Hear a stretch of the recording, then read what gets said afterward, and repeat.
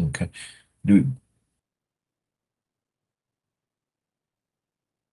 We're just going around the room with members identifying themselves, please. yeah. Abdul okay. Muhammad. Okay. Matt Reynolds. Kathy Fagel-Stoller, Department for Local Government.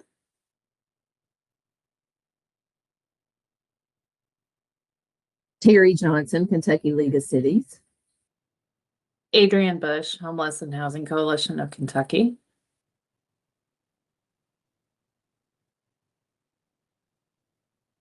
I think that's all our members. This is Lisa Barron with Kentucky Housing. Wendy Smith with Kentucky Housing. Okay. Kelly Reynolds, Kentucky Housing. Curtis Stoffer, Kentucky Housing.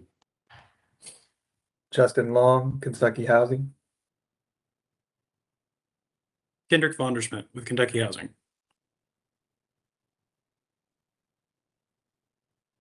Adrian Nathan Douglas, Hall. Kentucky Housing. Nathan Hall with Kentucky Housing.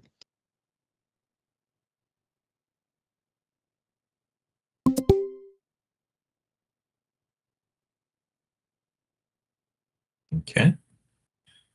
I believe that's everybody. All right. Next up is our consideration and approval of the minutes from the July 2025 meeting. Everyone's had an opportunity to review those. I make a motion to approve the minutes from the July 22nd, 2025 meeting. Second. Abdul, second. Oh, okay, go ahead. Excellent. All in favor? Aye. Aye. Okay. Any nays? Excellent. All right.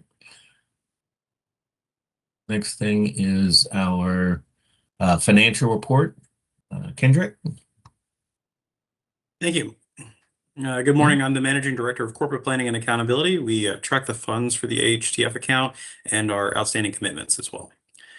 If we go to the next slide, this slide looks at our receipts that we receive from the Finance Cabinet quarterly. We received 2 receipts in fiscal 26.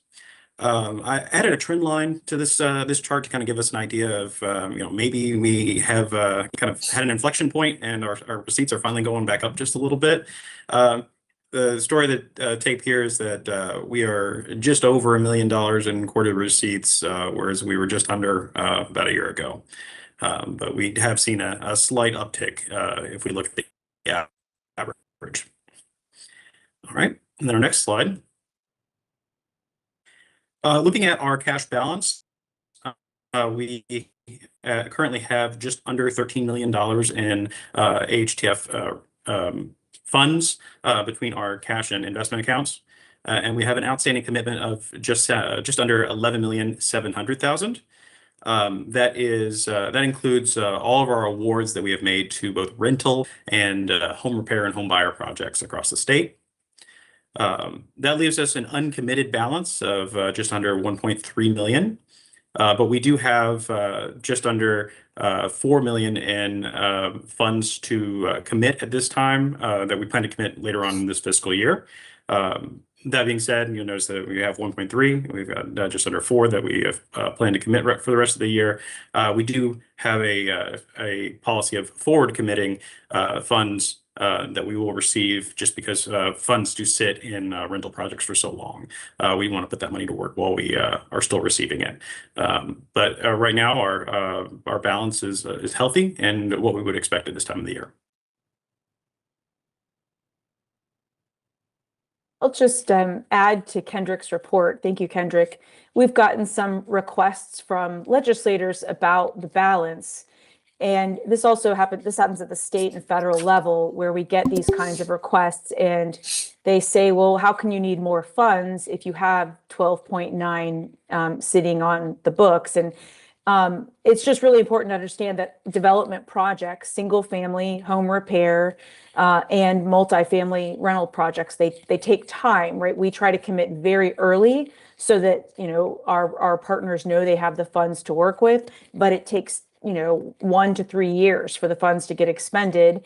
And so this is, just as Kendrick said, this is to be expected. And we are still maintaining a practice of forward allocating. So soon it will actually be a negative balance because we are committing kind of funds coming from, this fiscal year and quarters to come. We're going ahead and getting it committed. Thank you, Wendy. Any other questions? All right, I believe that's all from me. All right, thank you. Next up, we'll have our featured projects for single families for Kelly. Good morning. I apologize. My camera is not working this morning, which is a sad day because I actually did have my makeup on this morning. So there is that. But we will go ahead and proceed with our highlights. So just to get you up to speed on, Kendrick just gave you kind of this funding perspective. We have about 2.8 million that we are going to award out this year. Our application opened November 2025. We closed it on January 16th. So we are still kind of in the early weeks of really just figuring out what our requests are and scoring those applications. Those awards will be announced sometime in March. But right now we've had a request in AHTF for 2.5 million roughly on home buyer new construction. That would be roughly 42 units. Our home repair, we have had 2.3 million requested in Affordable Housing Trust Fund, and we don't have a unit total on that, or that just didn't come through on the application into the database of the report we were looking at. So you can see request in AHTF, then we have available funding. Typically what we do is try to balance that out between the two programs the best that we can. Fortunately, we have received a little bit more home money than we expected to in the allocation this year. So we might be able to make up some of those requests in AHTF with home dollars, but we'll just have to see when it gets down to those funding decisions. Next slide, please. So to highlight two projects, I always like to highlight a home buyer new construction project and then a home repair. So for a home buyer, we're highlighting a project with Homes Incorporated, and this is in Letcher County. This was a flood survivor. It's a two-parent household. They make about $44,000 annually. They definitely were survivors of the flood, so we're trying to get them into a new home. Their total development cost on this house is $212,000. It does include solar panels, so they will definitely have an energy efficient house. It should be zero by the time this is all said and done. The interim construction used was $68,980 in HTF. So what that means is that's how much we gave an Affordable Housing Trust Fund to homes to actually do the construction of the project. They left $40,000 of it in for direct subsidy. So as kind of a down payment assistance program to the homeowners is essentially what that direct subsidy means. It just helps make that first mortgage less for the home buyer, makes it more affordable. It is a forgivable mortgage. The additional subsidies that they put into this project was $125,000. And then their first mortgage ended up being $25,000.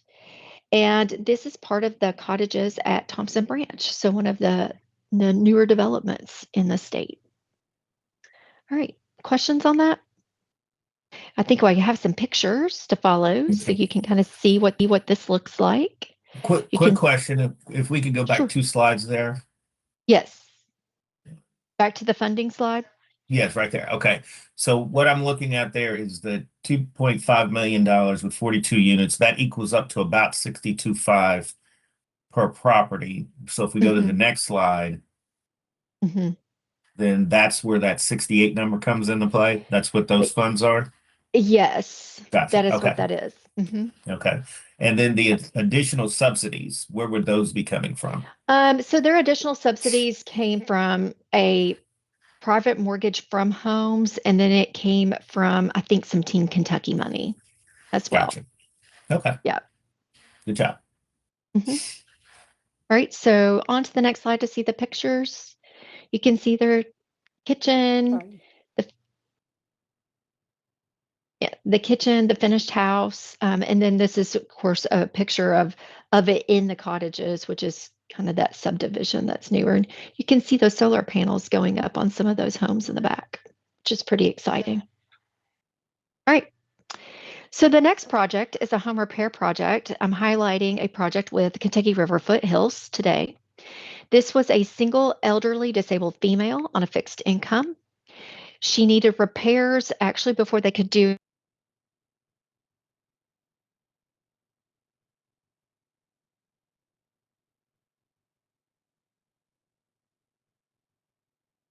Kelly, I think you might have muted yourself. Yes. Kelly, Your we've sound lost cut you. off.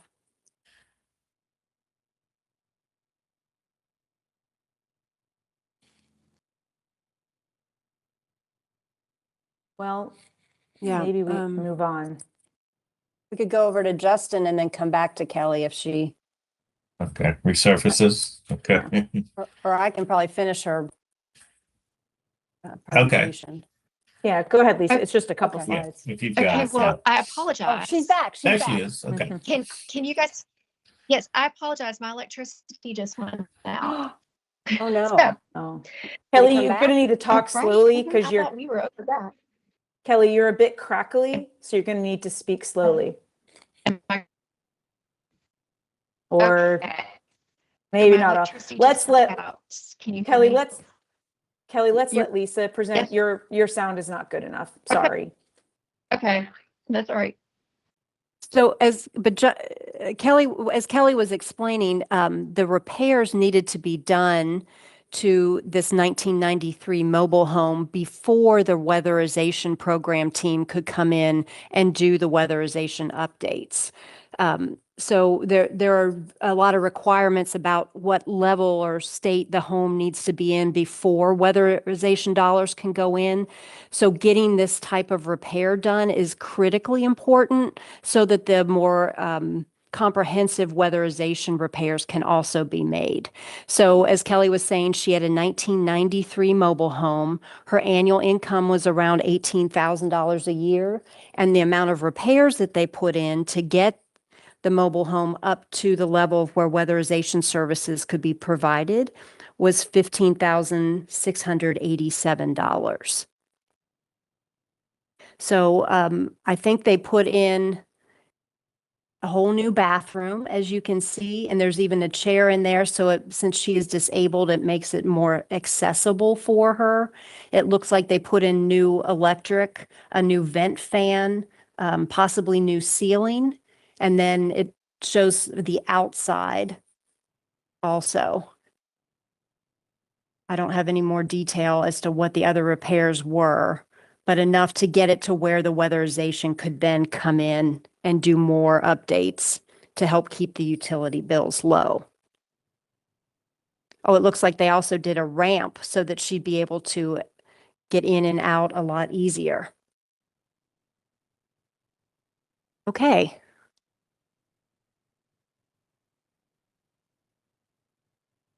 All right. Next morning. up, we have our featured projects. Justin Long. Good morning. I'm Justin Long. I'm a project administrator with multifamily programs, and we put together a couple projects to highlight for this past year. Goodacre Village is a new construction with 80 units serving the elderly in Hopkinsville. It's about halfway done. It has 56 one-bedroom and 24 two-bedroom units. The developers are Affordable Housing of Hopkinsville and APK Development and Construction. Wabuck is consulting on this project. We invested just short of 700,000 in HTF and 1.5 million LIHTC on this project. If you go to the next slide, we've got some pictures of the project under construction. You can see it's coming along pretty well. These are external photos. And the next slide, I think we have external, some more external. It's 80 units, so we have several buildings. And then the next slide will show a kitchen on one of the units. as well as just a closer picture of the external on one of the buildings. Our other project that we're going to highlight is Eloise Fuller 2. The original Eloise Fuller was destroyed in a tornado on December 10th in 2021. So the Eloise Fuller 2 is a new development with 15 units in Mayfield. It's got 11 one-bedroom units and 4 two-bedroom units. Wabuck is developing this project, and KHC invested $660,000 of AHTF on this project. So we have some pictures of this one. This project is complete. You can see the signage there and an external photo. And then the next slide will show a little more external work, some mailboxes. And then the final slide there, I think we have some internal as well, showing you a kitchen and living room. That's it for me. All right. Any What was questions? what was the total? I saw where it was like 700,000 on one, 600 on the other. What was the total cost of development for these, or do we have those numbers? I could pull it up, but it may take me a few minutes. Nah, don't worry about it. If you know off the top of your head, I was just asking. I mean, is it like 5%, 2%, 1%, 20%? What is it? What do we base it on? HTF on the project? I think it was a higher percentage than 1 or 2% on, and you're speaking about the first project we looked at. Of course, on the Eloise Fuller, it was the vast majority of the funding. Gotcha. Okay. All right. Eloise Fuller, they did use insurance proceeds because it was destroyed by the tornado.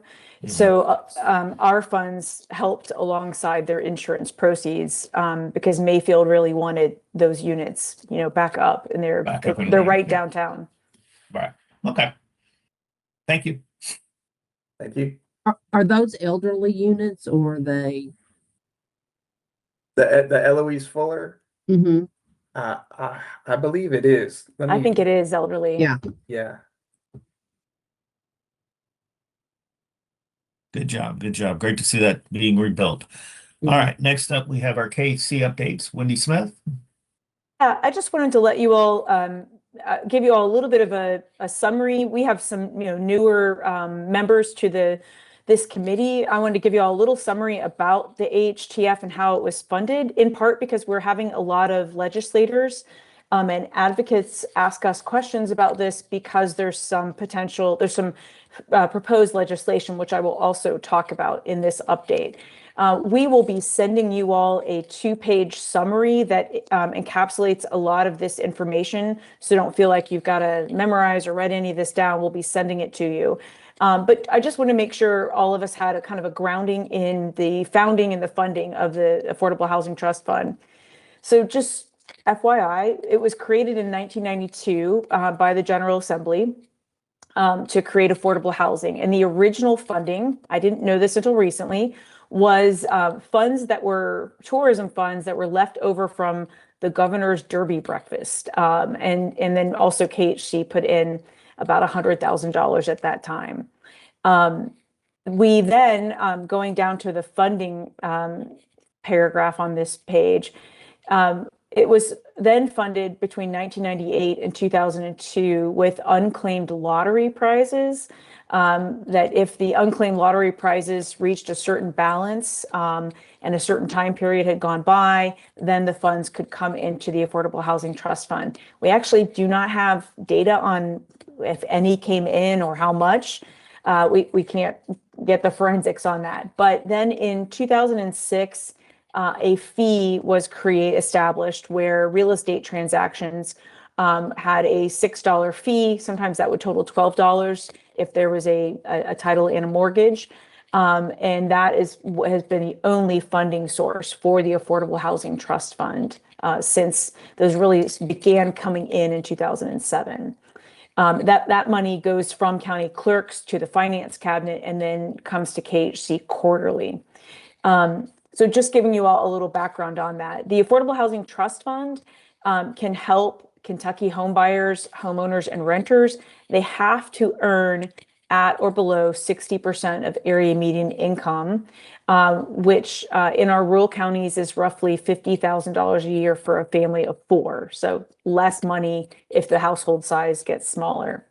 KHC uses the funds for 3 main areas. One, we fund nonprofits who develop single-family homes for new home buyers. We also do some home repairs for existing homeowners. And then we build apartments, and you all just saw examples of the home development and the apartments. So it's a really important resource. It can only go to nonprofits. And again, it has a pretty low area median income that can be served. So it really is for lower income folks in Kentucky, and again, has to work through nonprofits across the state.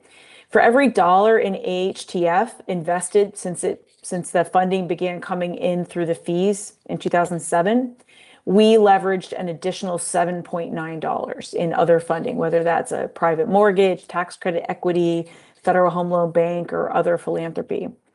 We've loaned out over $48 million and granted over $118 million. We have created over 12,600 units of affordable housing. 52% of the funds go to rural areas, and 48% has been allocated to urban communities. I'm actually, the last bullet is incorrect. It should say 64% has been for home ownership and 36% for rental. My apologies. We'll get that updated. Next slide. We do have it's called a Tableau visualization via this link, where anybody can go and look at how much Affordable Housing Trust Fund has been invested by county. So just an FYI, we had legislators wanting to know about that. And what you can see is that pretty much every single county in the Commonwealth has received some AHTF investment. Again, we do this through nonprofits. So we are not driving exactly where it has to be. We do funding application rounds, and the nonprofits seek the dollars from us. Next slide. Just wanting you all to know that while we are seeing a slight uptick in most recent quarters, we are at a low for AHTF revenue, and that's a constraint compared to how much we're getting in requests. Basically, for single family development and home repair, Kelly showed you all, we almost had 2 requests for every $1 in AHTF that we have. Next slide. I'm sorry. Can we go back one slide there? Yeah. So is this the $6 fee? Yes. Yeah. That's the funding. Okay, so it's just less transactions are happening. Therefore, Yeah, I mean, have with the less money interest to rates fee. where they are and the housing supply so constrained, we're just not seeing a lot of transactions. So you're straight on, Chair Coleman. And so we're seeing, less than, or we expect this year about $4 million in revenue, which really is not very much when you think about the cost of building housing. Today, 2026. That's for sure. Yeah. Thank you. And then we have provided legislators the fee per recording. So in our state and in some states, it's actually double this because there's multiple recordings per transaction. But what you can see is that we have many states, some neighboring, that have a far higher fee than we do. And again, we have shared this with the Housing Task Force and with individual legislators. Next slide. So Oh, that sorry, fee let's go goes back. up. What is it? I'm Just a geeky sorry. I'm question. What chatty is the today. I've first had 2 page? cups of coffee. It's great. It's great. So what is the if first this 2 just pages? goes up to Just a clarification, what does that mean? $17 for Um, the first 2 pages, $60 for the first page of the Like a mortgage? page of a mortgage, a page of a deed, like whatever's being recorded for real estate. And we're not suggesting that we go to a per page approach, Travis, but that's what they are charging No. per page. Literally just thought it looked goofy. Just curious what that meant. Yeah. Okay. Oh, Yeah. my bad. And then my question was, so we double our funding if it just goes to $12? Well, it often is $12 because a lot of times multiple documents are recorded for a transaction, right? So I'm trying to get across, sometimes it is $12. I'm going to share with you in a second, there's proposed legislation to increase it pretty much more significantly. Gotcha. So we can go to the next page. So House Bill 411, which has been proposed and has thankfully bipartisan sponsorship, would increase these fees. So it would, the $6 fee for deeds and related documents would increase to $23, so from $6 to $23, and the fee for mortgages would go from $6 to $13. And the legislation also calls for it to be annually increased based on the consumer price index, which is great. It means, I mean, part of why our revenue is so low, besides the fact it is so insufficient, let me put it that way, besides the fact that we have low transaction volume, is that it was a flat fee with no way to increase it over time. And this way it will increase, bit by bit over time. I'll pause here if you all have any questions. Okay, we can go to the next slide. And Wendy, we did, when we sent out the original email for the meeting, this House bill is attached to that. So if any of the members wanted to look at it more closely, it's attached to the email that went out last week. Yeah, it's worth noting, thanks Lisa, that two of the sponsors were on the Housing Task Force that met, it met in 24, but also in 25. And so that's hopeful as well. They've been focused on the housing shortage and the need to accelerate supply. Okay, and then the other piece of legislation, which I don't know has as strong of a chance because it's only has Democrat sponsors, but it's House Bill 304, which basically is proposing the governor's budget, which includes two one-time appropriations, because the budget is a 2-year document, of $75 million into the Affordable Housing Trust Fund. So these are significant, but one-time or two-time awards based on the budget into the Affordable Housing Trust Fund. It would total $150 million. That would be phenomenal. I don't know that the outlook for this is as strong. And next slide. I think that's it. So just wanting to let you all know, we are excited. We've never seen so much activity around housing and around the Affordable Housing Trust Fund, and never received quite so many inquiries asking for data points, information, project examples, all that kind of stuff. So just wanted you all as the advisory committee to know about all of that activity. How are you feeling about House Bill 411? I mean, remind us, which is that the that's the one that has the increase? Yeah. Yeah, because it has bipartisan sponsorship, yeah. I think it really does have a shot. And Representative Whitten is very much in support of it and kind of taking the lead on it. So I'm very hopeful. Now, I'll be honest with you all, we sure could use a lot more, but this is as close as we've gotten. And our nonprofit partners have been advocating for something like this for over 5 years. Yeah, good. I mean, I hope it goes through. Do you think most of the members of the committee are supporting this? Or the task force, not the committee, but the task force? Yeah, I don't have a read on that. I mean, Jimmy Higdon, who is typically on this committee, he is supportive. I do think many of them are, and especially because it doesn't affect the budget, right? It's a fee structure. Yeah. I would think that it would have a strong chance. I can hop in here. Thanks, Adrian. This is Adrian.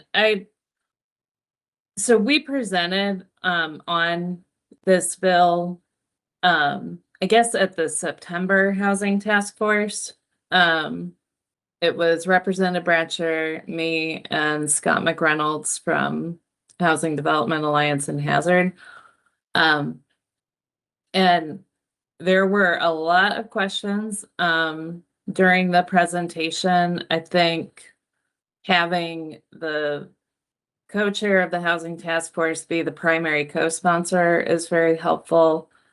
I mean, we're hearing really positive things. So I feel at this point, I know we still have about 5 years to go until the session ends, but I'm feeling we're in a good place at the end of January with this bill.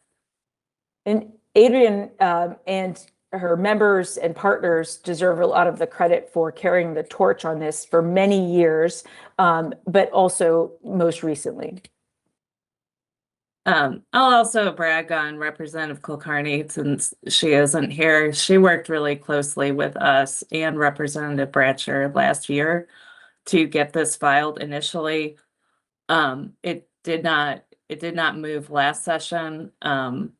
But what we find is that usually bills, they need an introductory session at least. But we're very proud of the language around the indexing.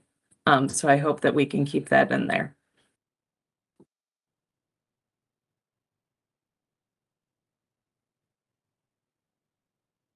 All right. If there are no other discussion points on that, we'll move along. Next up is our recognition of committee members with expiring terms and election of new officers. Mr. Chair, if I may, I would like to give a very big thank you to our members who have expiring terms, because the amount of time you all have served has probably set a record for membership on the committee. Normally, the committee membership is 3 years with a limit of 1 time renewing that. But my understanding is that because you all were committee members when COVID hit in 2020 and everything was put on pause for a while, that all the terms were told, and then I don't even know how long you've ended up serving on the committee, but Chair Coleman, Kathy Figelstaller, and Travis Yates, we are just so very appreciative for all the time and effort and care and consideration you have given this committee and KHC and all the nonprofits that we serve with these dollars. So thank you so, so much for your commitment. Unfortunately, we couldn't have you be on the committee. We're only allowed to do 1 extra term, so you may get a little bit of a reprieve, but we probably will come knocking on your door again once the next terms have passed. So thank you so much again for your time and commitment. According to my notes, it was 2018 was the first trip to Frankfurt that I made. So it's been that. So yes, been that you all have served I couldn't for extra long. I couldn't remember how long it's been, but I'll tell you this: Rob Ellis was the one, my buddy Rob Ellis was the one that asked me. So I think that's been 10 years. Yeah, that's been quite a long, because it was Rob and then me and then Wendy and then I don't even remember all those different roles. So thank you all for the above and beyond service. We do so much appreciate it, and we will miss you. With that note, since we have you all here and we have a quorum, what we need to do is do an election of the new officers, both the chair and vice chair roles, so that at our next meeting in July, we have someone to chair the meeting, since Chair Coleman will not be with us, and the vice chair, Kathy Figelstaller, will not be with us. So we have had nominations of Adrian Bush with the Homeless and Housing Coalition of Kentucky to serve as chair, and Matt Reynolds with Henderson Habitat for Humanity to serve as vice chair. Mr. Chairman, I did not receive by email any other nominations, so unless we have any from the floor today, these 2 nominations for the position of chair and vice chair stand. Any additional nominations? Okay. And then I'm assuming as a motion, we have to do them individually, I would imagine. I think we could do it as a slate. It's a slate? Okay. All right. So we have a motion to accept these 2 people onto the board in those positions. So moved. I move that second. Okay. Okay, well, that was Terry. Did you make Yes. it? Terry? Okay, Terry. Abdul second. Thank you, Abdul.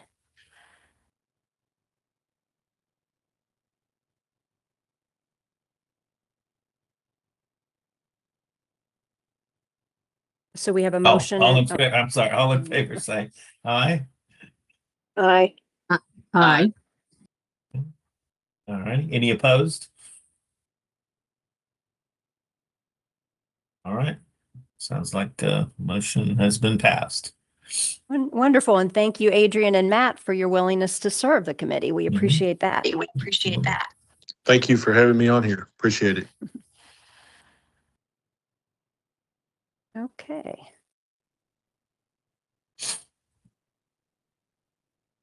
All right, are there any other business or announcements? I will just let you all know that there will be a KET Kentucky Tonight panel, hosted by Renee Shaw on Monday, February 2nd. KHC will participate along with quite a few legislators and some advocates to talk about, different legislation in play, including the AHTF legislation. What time was that, Wendy? 8 p.m. Eastern Time on KET. But you can always watch it on demand on ket.org. Thanks for sharing. All right, any other announcements? All When right, we get these, this PowerPoint, I would like to share that legislation with Gracie, our governmental affairs director. Sure. I'll be happy to include that with the ATF Affordable Housing Trust Fund handout that Wendy referenced. And I Thank can you. attach either of those bills if you need them, but she'll probably have those, but I will She send all that probably over after the does, meeting. Yeah.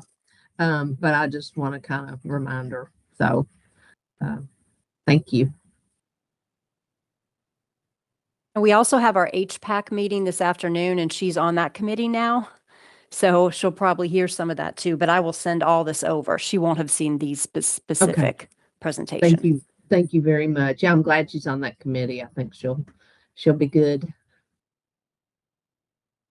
Thank you all. As a parting shot, I'll make a motion to adjourn.